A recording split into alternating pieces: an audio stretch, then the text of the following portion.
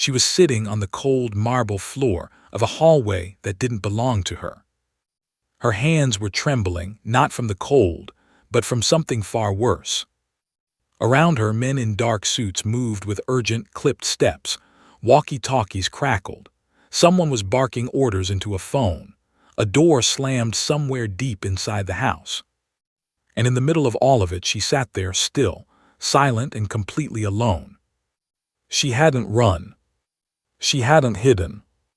She had simply stayed because that is what innocent people do when the world turns against them. They stay. They wait. They trust that the truth will eventually find its way back to the surface. But trust is a fragile thing. And tonight, in this house worth $40 million, trust had already been shattered into pieces so small you could not find them even if you were looking. A man appeared at the end of the hallway. Tall, expensive suit, eyes like stone. He looked at her the way a person looks at something they once believed in, and no longer do. He said only 3 words. "Where is she?" And the silence that followed those 3 words was the loudest thing in the room. Because the woman on the floor knew exactly where the little girl was. But the reason she had put her there was something no one in that hallway was ready to hear. Not yet. Was this a betrayal?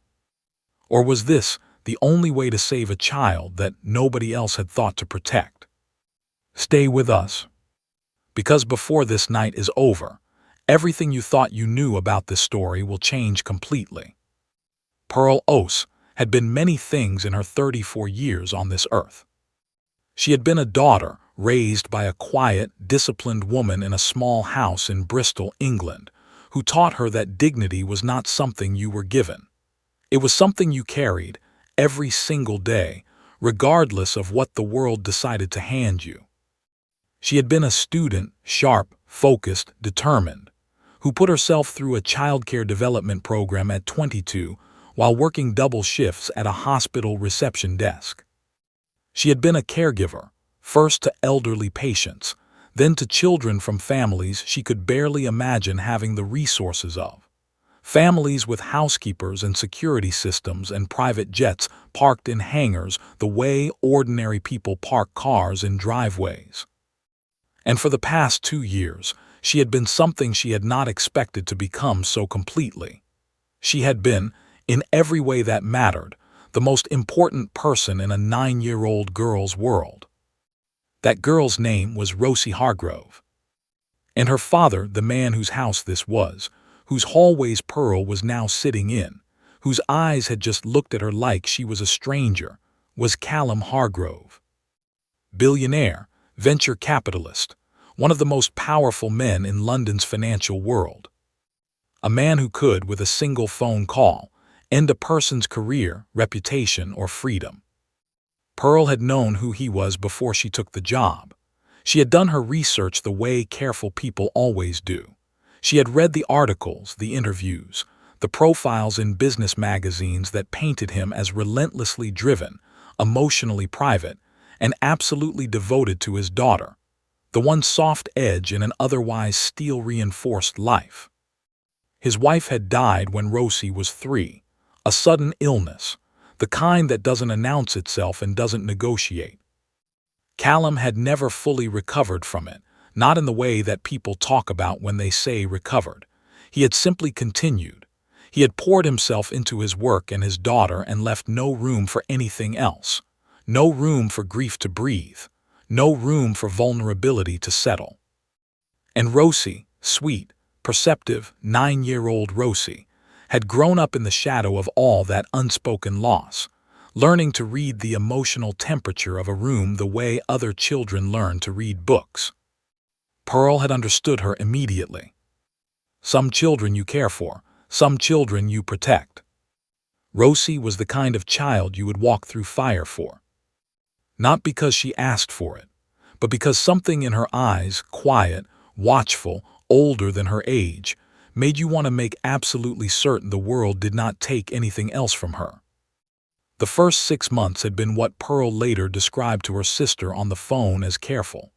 Callum was polite, professional, and thoroughly measured in everything he said and did around Pearl. He paid her generously, provided her with a private room in the east wing of the house, and gave her a clear set of expectations for Rosie's schedule, diet, and routine. But he watched her, not with suspicion exactly, more like the way a man watches something he is not yet sure he can afford to trust. Pearl did not take it personally. She simply did her job. She took Rosie to school and picked her up. She helped with homework at the kitchen table.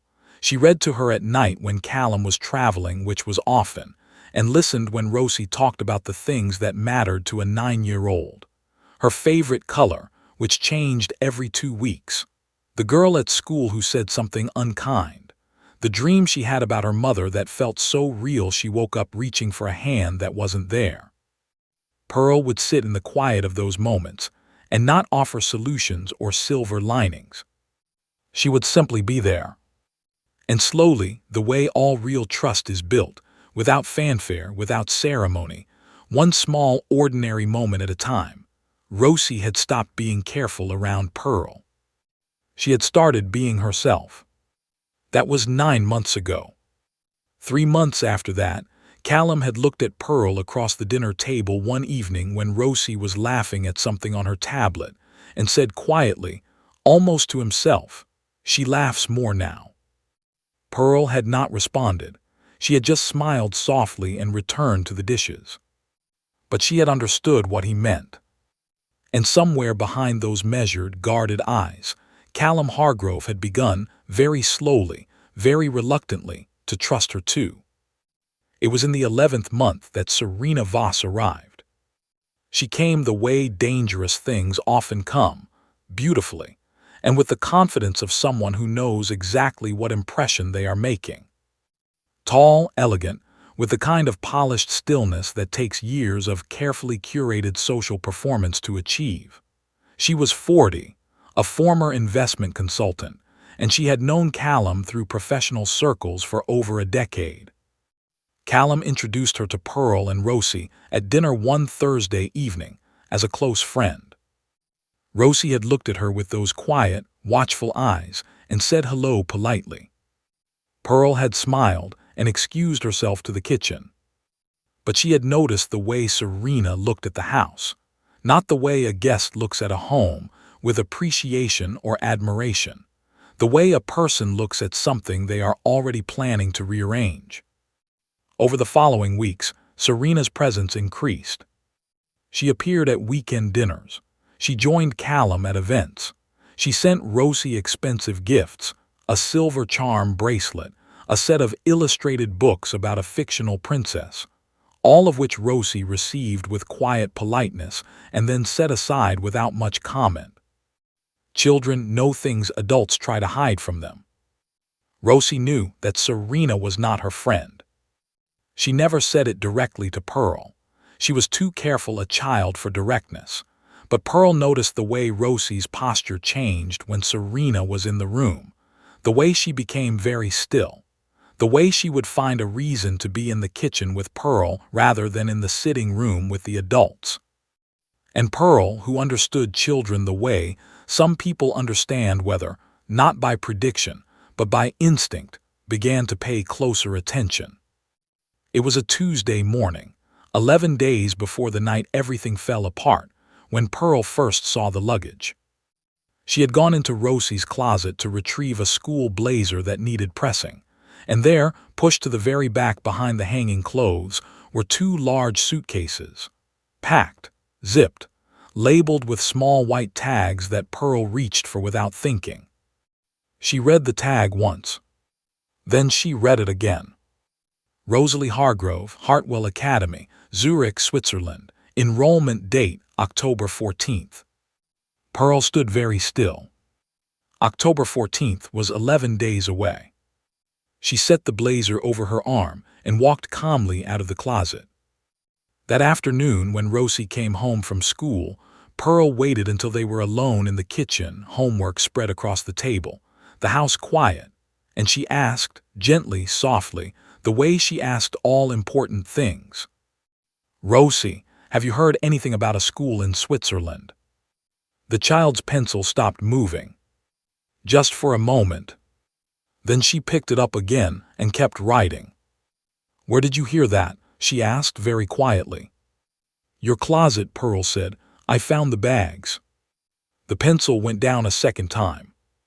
Rosie looked up, and Pearl saw something in those eyes she had never seen there before. Terror. Not the fear of a child who broke a rule. The fear of a child who had discovered something about her own life that she had no power to stop. "She packed them herself," Rosie whispered. "Serena.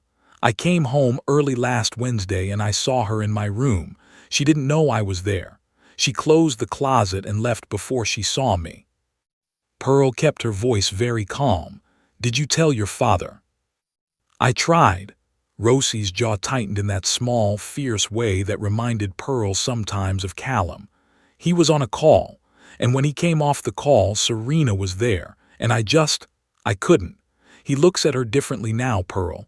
He believes what she says." Pearl reached across the table and covered Rosie's hand with hers. "I will not let anyone take you somewhere you don't want to go," she said. She meant it as a comfort. She did not yet understand that it was a promise she was about to pay a devastating price to keep. Over the next 10 days, Pearl moved carefully. She went looking for the paperwork, any document that would confirm what those suitcase labels had told her. She found nothing. Serena was thorough. Whatever she had arranged had been arranged quietly, through channels Pearl had no access to. She considered going to Callum directly. But she had only Rosie's account of seeing Serena in the room. No documents, no proof, no evidence beyond 2 packed suitcases that Serena could easily explain as preparations for a future trip that Callum had of course agreed to. Pearl had been in this world long enough to know what happened when a woman with no power made accusations against a woman who had the ear of the man at the top. She knew exactly who would be believed. So she waited. And on October 13th, the night before the scheduled enrollment date, Callum hosted a charity gala at the house. 140 guests, catering staff, a string quartet in the East drawing room, champagne and the kind of easy, expensive laughter that fills rooms where money is never the concern. Serena was immaculate, a deep green gown, her hair swept up, moving through the room on Callum's arm like she had always belonged there. And at precisely 8:47 in the evening, Pearl checked the clock later, going back over every second in her mind. A black car appeared on the private driveway. Pearl was upstairs with Rosie, who was supposed to be in bed but had been too anxious to sleep. When Pearl heard the knock on Rosie's door, not her own knock, a different one, she stepped into the hallway. It was one of the household staff, a man she did not recognize. She learned later he had been brought in specifically for the event. "Miss Voss has requested that the young lady come downstairs for a brief moment," he said. Pearl looked at him. Then she looked at Rosie, who had appeared in the doorway behind her and whose face had gone completely white. "She's already asleep," Pearl said calmly. "I'll let Miss Voss know she'll see her in the morning." She closed the door. She heard the man walk away. Then she turned to Rosie and said, very quietly, very deliberately, "Get your shoes." What happened in the next 40 minutes was something Pearl later replayed so many times, it began to feel like a film she had seen, rather than a night she had lived. She took Rosie through the back corridor to the staff quarters, a part of the house that was not covered by the main security cameras, because it had been built as an addition 3 years before the current system was installed. She settled Rosie into the small sitting room used by the domestic staff, with a blanket and a glass of water, and told her to stay absolutely silent. Then she walked back toward the main house. She needed to find the paperwork. She needed to find something, anything, that would give her proof before she walked up to Callum Hargrove at his own charity gala and told him that his girlfriend had arranged to ship his daughter to Switzerland without his knowledge. What she did not know, what she could not have known, was that the main security camera at the top of the east staircase had captured her walking with Rosie at 8:53. And that by 9:15, when a guest asked where the little girl was, and the staff member reported that Pearl had taken her somewhere, Serena had already found Callum. By 9:30, the gala had been quietly cleared. By 9:45, the police had been called. And by 10 o'clock, Callum Hargrove, whose face had gone the color of ash, was standing in the hallway where Pearl had come to sit, looking at her like she was someone he had never met. Where is she? If you have ever been accused of something you didn't do by someone you truly cared about, if you have ever stood in a moment where the truth was inside you, clear as glass, and still had no way to make anyone see it, then you already understand exactly what Pearl is feeling right now. You already know what it costs to stay calm when everything inside you is breaking. Before we continue this story, I want to take just a moment to welcome you. If this is your first time here, welcome to Nanny Grace Channel, a place where we tell the stories that live in the space between trust and betrayal. Stories about loyalty tested to its very edge, about the quiet courage of people who are doubted before they are heard, about truth that refuses to stay buried, no matter how deep someone tries to bury it. Every story we tell here is fictional, but the emotions are absolutely real, because many of you have felt these things in your homes, in your relationships, in the silences of your own lives. If that speaks to you, if you believe that truth deserves to be told, I would love for you to become part of this family. Simply hit the subscribe button below. It costs you nothing, and it means everything. Now, let's get back to Pearl. Pearl had answered his question with the only thing she had: the truth. She told him exactly where Rosie was, the staff quarters, the small sitting room, third door on the left. Callum had looked at her for exactly 3 seconds. Then he had walked away without another word. Pearl heard him a few moments later, his voice carrying down the corridor, then Rosie's voice, a small cry, the sound of a child being pulled into her father's arms. She closed her eyes. She had kept her promise. Rosie was safe. What happened to Pearl after that was another matter entirely. The investigation began before the sun came up. By 6 in the morning, there were 2 men in dark coats sitting across from Pearl in the formal sitting room, and Callum Hargrove was standing by the window with his back to the room, looking out at the gray October dawn, as though he could not bring himself to face what was happening. The security footage had been reviewed. It showed Pearl taking Rosie from her bedroom at 8:53. It showed Pearl moving through the back corridor. It showed the direction she took. It did not show what had prompted it. It did not show the black car on the driveway. Because the driveway camera had, the investigators noted, experienced a signal interruption between 8:40 and 9:15. A signal interruption. Pearl looked at Serena when that detail was mentioned. Serena held her gaze with absolute composure. And Pearl understood, with a coldness that settled in her stomach like something she would carry for a long time, just how carefully this had all been arranged. The investigators asked their questions. Pearl answered every single one. She told them about the suitcases, about Rosie's account of finding Serena in her room, about the unfamiliar staff member who had knocked on Rosie's door at 8:47 with a message from Serena. The investigators wrote everything down. Callum said nothing. When the formal questioning ended and the investigators stepped out to make calls, Callum finally turned from the window. He looked at Pearl for a long time. When he spoke, his voice was very controlled, very precise. If you had concerns, legitimate concerns, there was a process. You come to me. You don't take my daughter and disappear with her in the middle of 140 people. I understand that, Pearl said. Do you? His jaw tightened. Do you understand what those 40 minutes cost me? Do you understand what it is to look for a 9-year-old in your own house and not find her?" Pearl did not look away from him. "I understand exactly what that cost you," she said quietly. "And I am sorry for those 40 minutes. I am not sorry for why I moved her."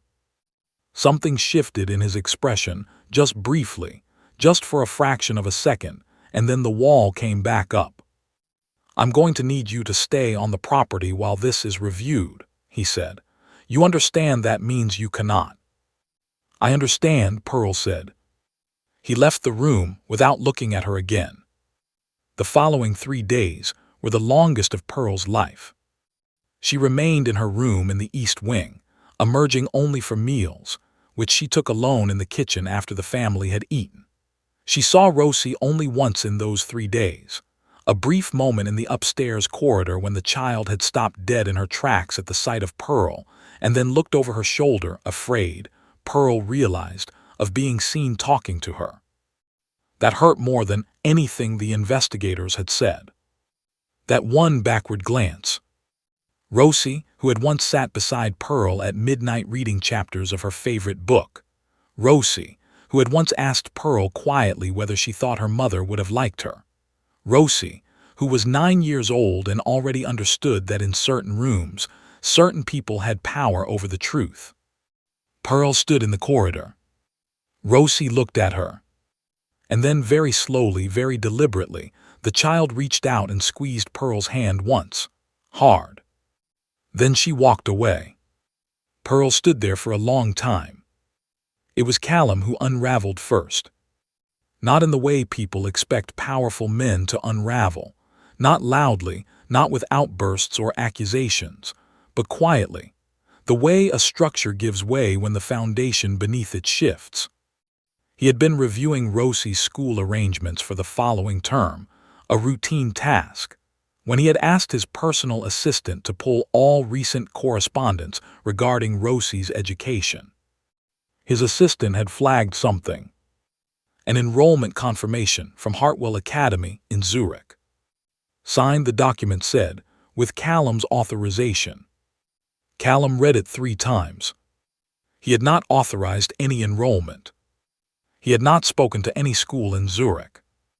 He had not even heard of Hartwell Academy. He sat with that document for 6 minutes.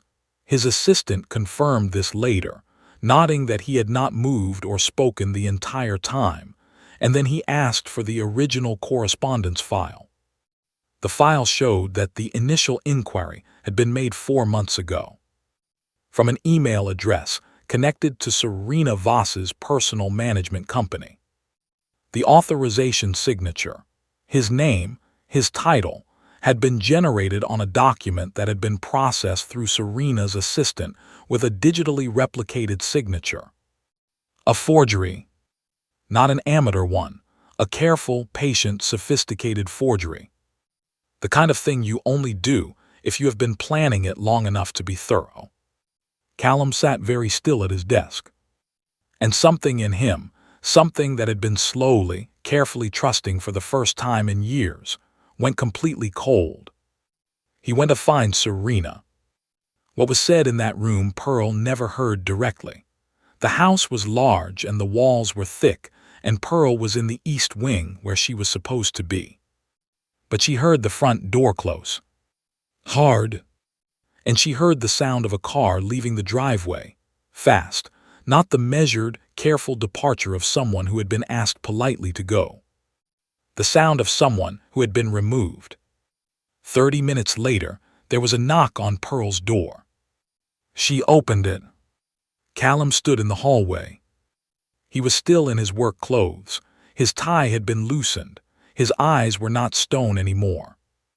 They were something else entirely, something Pearl had not seen in them before. "I found the enrollment documents," he said. Pearl said nothing. "I need you to tell me again from the beginning everything you found, everything Rosie told you, every detail." Pearl stepped back from the doorway. "Come in," she said. It was Rosie who gave them the final piece. Pearl and Callum had talked for over an hour. Pearl recounting every moment from the Tuesday she found the suitcases to the night of the gala. Callum listening in a way he had not listened before, not with the controlled, measured attention of a man building a case, but with the raw, stripped attention of a father who was beginning to understand how completely he had misread every single thing. When Pearl finished, Callum was quiet for a long moment. "The suitcases," he said finally, "they're gone. I had the room checked after that first night. There was nothing." "I know," Pearl said. "She had them removed." Callum pressed his fingers to the bridge of his nose. "The staff member who knocked on Rosie's door, can you describe him?" Pearl described him precisely. Build, height, approximate age, the particular cadence of the way he had delivered the message Miss Voss has requested. "That's not language our permanent staff use," Callum said quietly. "They say my name, they don't reference her." Another silence. "I need to speak with Rosie," he said. He found her in her bedroom, sitting at her desk with a book she had clearly not been reading. The same page open in front of her for 20 minutes, the page corner bent slightly where her thumb had been pressing into it. He sat on the edge of her bed and looked at his daughter for a long moment. "Pearl told me what she found," he said, "and I found some things of my own today, but I need to hear it from you, not because I don't believe her, because you deserve to be heard." Rosie looked at him. Then she closed the book. And she told him. Everything she had been holding for 11 days. The fear she had swallowed down every morning. The words she had tried to speak and stopped. The terrible specific memory of walking into her bedroom that Wednesday afternoon and seeing Serena moving quietly and purposefully among her things like someone who had already decided the room belonged to the past. She told him about the tag on the suitcase, the name of the school she had never heard of, the way she had backed out of the doorway before Serena could turn around, and stood in the hallway with her heart beating so loudly she was sure someone would hear it. She told him she had tried to tell him. And she told him why she had stopped.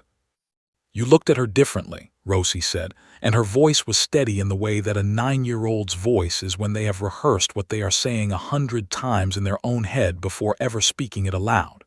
"When she was in the room, it was like, you were still you, but something was different. And I know what it's like when you don't want to hear something. You go quiet.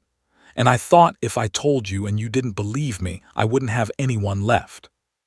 Callum did not speak for a very long time. When he did, his voice was lower than Pearl had ever heard it. "You had Pearl," he said. "Yes," Rosie said simply, "I had Pearl." 3 things happened in the days that followed. The first was that Callum contacted his legal team and handed over the forged enrollment documents, the recovered correspondence, and the statement from his personal assistant. The matter was placed in the hands of people who dealt with such things with quiet, methodical efficiency. The second was that the unfamiliar staff member from the gala, located through catering agency records, confirmed under formal questioning that he had been briefed separately by Serena Voss before the event began, briefed on a very specific task, at a very specific time. The third, and the one that Pearl would remember the longest, was a conversation that happened at the kitchen table on a gray Wednesday morning, 10 days after the gala, with a pot of tea between them and the house quiet around them. Callum sat across from Pearl. He did not prepare a speech. He was not that kind of man. He simply said, "I want you to know that I understand what you risked that night, not just professionally. The 40 minutes, taking her without telling me. You knew what that would look like." "Yes," Pearl said. "You did it anyway." "Yes." "Why?" Pearl thought about it for a moment. Not because she didn't know the answer, she had always known the answer, but because she wanted to say it correctly. "Because there was a car on the driveway," she said. "And I had 11 days of knowing what those suitcases meant. And I made a decision in about 4 seconds. Either I go to you in the middle of a gala with no proof and watch Serena explain it away while the car is still running, or I move Rosie first and find the proof after. She paused. I chose Rosie. Callum looked at her across the table. For a long moment, neither of them said anything. Then he said, "Thank you." 2 words. Plain and quiet and entirely without ceremony. But Pearl had been in enough rooms, in enough moments, in enough careful silences to know what they meant coming from a man who spent most of his life never saying them at all. Rosie came home from school that afternoon and found Pearl in the kitchen, and walked straight to her without a word and pressed her face against Pearl's shoulder. Pearl put her arms around her. "Is everything okay now?" Rosie asked, her voice muffled. "Yes, love," Pearl said. "Everything is okay now." And she meant it, not in the easy, dismissive way adults sometimes say things to children to move a conversation past something uncomfortable, but in the true, grounded, hard-earned way that only comes after something real has been survived together. The truth had not arrived quickly or cleanly, or without damage. It had arrived the way truth usually does, slowly, painfully, through the testimony of a 9-year-old girl who had been paying attention when nobody thought she was. But it had arrived, and it had been enough. And so, the truth, as it always does, found its way back into the light. No amount of careful planning, no forged signature, no timed signal interruption, no beautifully constructed silence, could keep it buried when a child refused to forget what she had seen. Thank you from the bottom of my heart for staying until the very end of this story. In a world where it is so easy to keep scrolling, the fact that you stayed, that you gave this story your full attention, means more than I can properly express. If this story moved something in you, if it reminded you of the quiet cost of being trusted, or the even quieter cost of being doubted, please leave a like. Let me know it reached you. And in the comments, I want to hear your thoughts, because your words matter here, every single one. If you haven't yet subscribed to Nanny Grace channel, this is your moment, because every story we tell here is chosen with care, with intention, with the belief that stories about truth, dignity, and the courage to stay are stories worth telling. We would be honored to have you with us. Sometimes the person protecting your child is the one you are searching for, and the one you should be searching for is standing right beside you, smiling. Some wounds don't disappear just because someone says sorry. Think about that for a moment. Callum almost lost his daughter, not to a stranger, not to an accident, but to a person he had chosen to bring into his home. A person he had allowed to stand close enough to rewrite his family's story without him even noticing the pen in her hand. Think about that for a moment. Pride can protect a reputation, but it can destroy a family. Here is the question I want to leave with you today. If you were Callum, and you discovered that your daughter had tried to tell you the truth, and you hadn't fully listened because you were distracted by the very person causing the harm, would you forgive yourself easily? Or would that be the mistake that stays with you forever, the moment you almost chose the wrong person over your own child? And one more. If you were Pearl, after everything she risked, everything she was accused of, everything she stayed silent through, would you have stayed in that house? Or would self-respect have made you walk away the moment the door was finally opened? Drop your answer below. I am reading every single comment. If you believe that truth deserves witnesses, that the people who stay silent to protect others deserve to be heard, that a child's voice should never be the last resort, then you belong here.